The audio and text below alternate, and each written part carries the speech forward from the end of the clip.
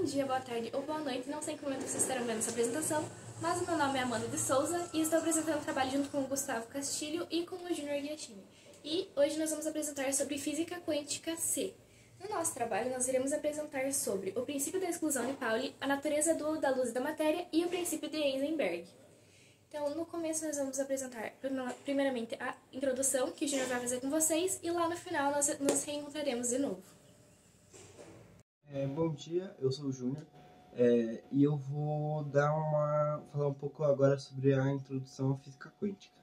A física quântica ela nasceu por volta do século XX, quando os cientistas perceberam que a física clássica, apesar dela explicar bem o macroscópio, né, que seriam as coisas grandes, visíveis a olho nu, ela falhava um pouco ao descrever os processos atômicos e subatômicos, as coisas menores. Experimentos com radiação do corpo negro, espectros atômicos e o efeito fotoelétrico, eles mostraram um comportamento estranho. Eles mostraram energia quantizada, emissão e absorção em pacotes, por assim dizer, e efeitos que dependiam da maneira de medir. Para explicar isso, foram desenvolvidas novas leis e formalismos, como Planck, Einstein, Bohr, Pauli, entre outros. E hoje a física quântica ela descreve probabilisticamente partículas e campos em escalas muito pequenas. E é a base de tecnologias como lasers, semicondutores, microscópios eletrônicos e dispositivos quânticos. Vamos falar um pouco sobre o princípio da exclusão de Pauli. Então aqui a ideia central, né, fala que o princípio da exclusão de Pauli ele enuncia que nenhum par de férmions idênticos, tipo dois elétrons, ele pode estar simultaneamente no mesmo estado quântico. O estado quântico ele vai reunir informações com tipo nível de energia, subnível, número magnético e o spin.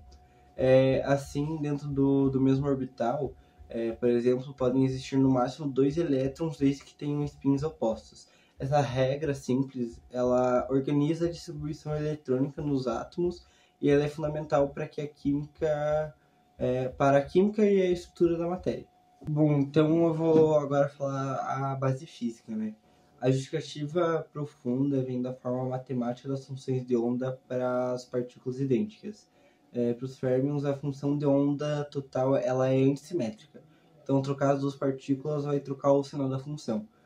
Se os dois férmions estiverem no mesmo estado, a função se tornaria zero, o que significa que aquele estado não existe fisicamente. Em termos estatísticos, férmions obedecem à estatística de Fermi-Dirac, o que vai incorporar essa proibição e determina como ocupam os níveis de energia à medida que aumentamos a energia disponível no sistema. Então, agora, as consequências para os átomos, né?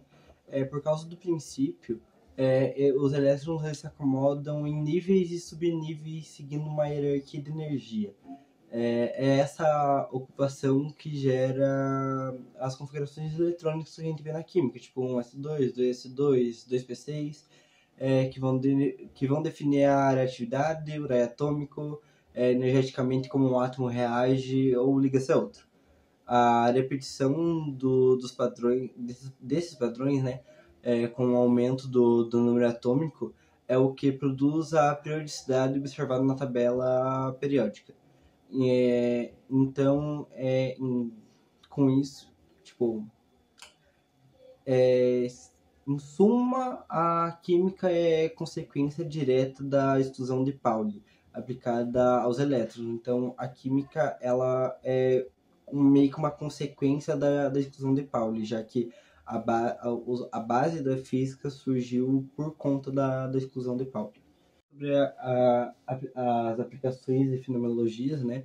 A exclusão de Pauli ela mantém a matéria meio que espalhada em diversos níveis, evitando que os elétrons ocupem o menor nível possível, o que deixaria meio que a matéria instável se isso acontecesse.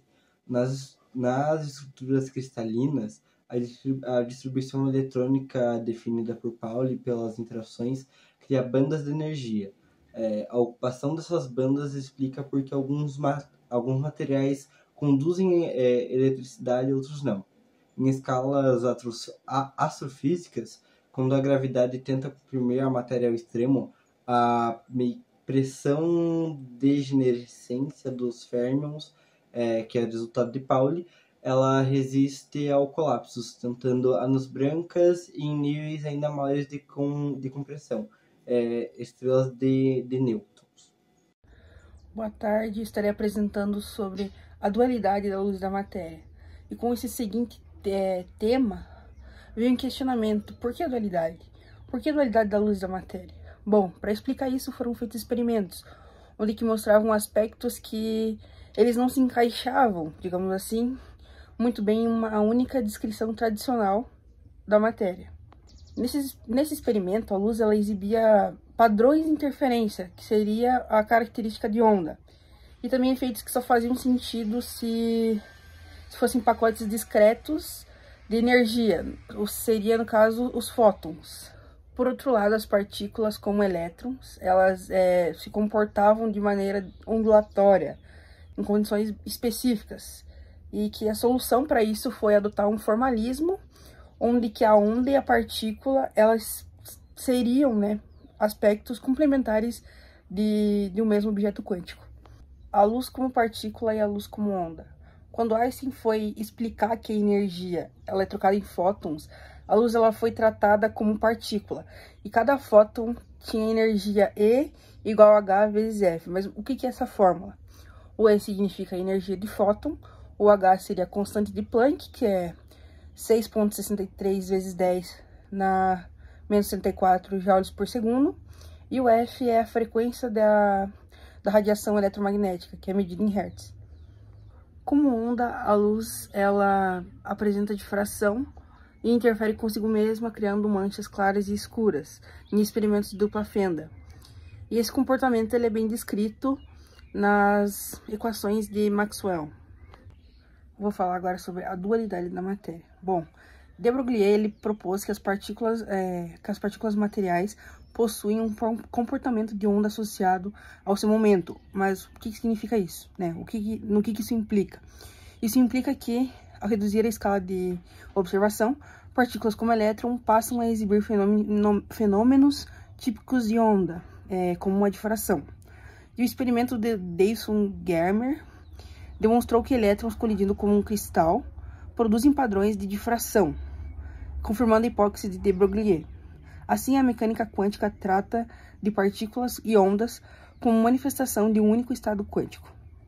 A interpretação quântica moderna. Na interpretação moderna, o sistema quântico ele é descrito por uma função da onda, que seria esse símbolo aqui, cuja magnitude ao quadrado dá a probabilidade de encontrar a partícula em determinada posição ou estado. Antes da medida, a partícula ela não tem uma trajetória definida. Ela está descrita em muitas possibilidades de trajetórias. E a medição, ela seleciona, digamos assim, um resultado, um colapso. O que vai explicar, o porquê que às vezes observamos o comportamento da onda e às vezes da partícula. Em consequência, a mecânica quântica ela é essencialmente probabilística. Ela fornece probabilidades e distribuições e não trajetórias precisas. Agora, apresentando um pouquinho do princípio da incerteza de Heisenberg, basicamente, o que é esse princípio da incerteza para ele? Todo esse conceito desse princípio dele gira em torno de que a gente não consegue ter precisão no valor de duas variáveis ao mesmo tempo. O que seria isso? Que você não consegue saber, por exemplo, a posição de uma partícula e a velocidade e o momento dela ao mesmo tempo. Então, você ou tem precisão em uma, ou você tem precisão na outra. Você nunca vai ter uma precisão nas duas ao mesmo tempo. Isso não é um erro de instrumento ou de estudo. É algo que já é natural, entendeu? É algo que já é da natureza. Então, não tem como você ter um controle sobre isso exatamente. Daí, falando um pouquinho sobre a relação matemática, o Heisenberg, ele achou um meio para explicar essa incerteza através de uma fórmula. E essa fórmula é delta de x, que no caso seria a posição, vezes o delta de p, que é o momento ou a velocidade, tem que ser maior ou igual à constante de Planck divididos por 2. O que seria essa constante de Planck? É uma constante que tem um valor fixo, como já diz o próprio nome, e essa constante ela tem o valor de 6,626 vezes 10 na menos 34. Mas essa versão que está na fórmula, ela é reduzida. Então significa que o valor dela dividido por 2 é igual a 1,54 vezes 10 na menos 34. Então, basicamente, esse conceito, esse princípio dele é como se fosse uma bexiga, sabe? Que você aperta de um lado e ela meio que expande do outro. Então, ele explica isso dando o sentido de que, às vezes, nem sempre é um erro do equipamento, mas sim por conta da própria natureza. Então, também, para você localizar uma partícula no estado, o que contribui para a incerteza desse momento é que, para você localizar ela, para você saber a posição dela, no caso, é preciso juntar várias ondas diferentes, e isso acaba aumentando a incerteza do movimento, no caso da velocidade. Então, com isso, acaba dando mais ainda uma dificuldade ali para saber onde exatamente, qual é a velocidade dela exatamente. E daí essas ondas, elas podem ser vistas de dois jeitos, que no caso seria o espaço real, que é a posição, e o espaço do momento ou a velocidade. E essas duas ondas, elas podem ser vistas como a mesma música, só que elas são convertidas uma na outra pela transformação de Fourier. Daí, por causa da incerteza, ele tem algumas consequências físicas também sobre isso, que no caso são as partículas não possuem trajetórias clássicas bem definidas. Então, como você não tem como ter certeza, como você tem certeza em uma coisa, elas não têm um caminho clássico, digamos assim. Também o outro é energia de ponto zero. Essas partículas, elas não podem ter energia de ponto zero. Por quê? Porque se essa partícula tem energia de ponto zero, você vai ter como saber que você tem certeza nas duas variáveis, digamos assim. E você não consegue ter certeza nas duas variáveis, como o próprio princípio da incerteza explica pra gente. E o outro explica a estabilidade dos átomos e tudo mais, e possibilita o tunelamento quântico e fenômenos clássicos. O que seria esse tunelamento quântico? O tunelamento quântico é uma coisa que a gente consegue alcançar com a física quântica que a gente não conseguiria com a física clássica. Mas o que é isso?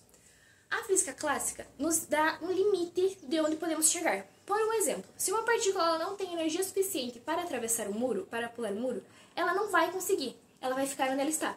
Como se fosse uma bolinha. Se você quica a bolinha no chão e ela não tem força suficiente para passar para o outro muro, ela vai ficar ali mesmo. Já com o tunelamento quântico, com a física quântica geral, você consegue fazer com que essa bolinha acabe atravessando a parede. Então a gente consegue atravessar limites que na física clássica a gente não conseguiria. Então seria como se essa bolinha, ao invés dela pular para passar, e se ela não conseguisse ela ficar, seria como se ela atravessasse essa barreira de uma maneira que tivesse uma porcentagem de uma chance, digamos assim, ela conseguiria passar por essa barreira. E daí tem as aplicações e a importância tecnológica, porque a gente sabe que a física quântica e esse princípio da incerteza são muito presentes no nosso dia a dia, só que muitas vezes a gente não consegue percebê-los. Então ela é muito utilizada, por exemplo, em microscópios eletrônicos, em pulsos quânticos e confinamento, semicondutores de tunelamento e fundamento de lasers, RMN e tudo mais. Então ela está muito presente no nosso dia a dia, só que a gente acaba não percebendo, né? Então, por exemplo, nós que somos estudantes do IF, nos microscópios, às vezes ele pode não dar um valor certo da posição e do momento, mas a gente sabe que isso ocorre por conta do princípio da incerteza, e não por um erro do instrumento ou por um erro nosso de estudo. Então, concluindo tudo isso, a gente sabe que a física quântica, ela descreve o comportamento das partículas em geral. Ela tem como proposta nos passar esse conhecimento. Aí aqui no nosso trabalho foram apresentados conceitos como a dualidade, a incerteza e a exclusão, que são conceitos que ajudam nós a entender um pouco mais o dia a dia e tudo mais, e também ajudam a gente a explicar coisas que não seriam explicadas com a física clássica. E também a gente sabe que a física quântica ela acaba mudando muito a nossa percepção da realidade.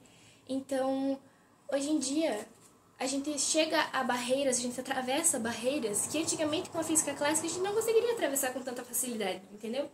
Então, a gente tem que agradecer muito pelo estudo da física quântica estar cada vez progredindo, porque a gente sabe que a gente pode atravessar barreiras que ainda não foram atravessadas e cada vez vai evoluindo cada vez mais. E é isso. Essa foi a nossa apresentação. Obrigada a todos e eu espero que tenham gostado.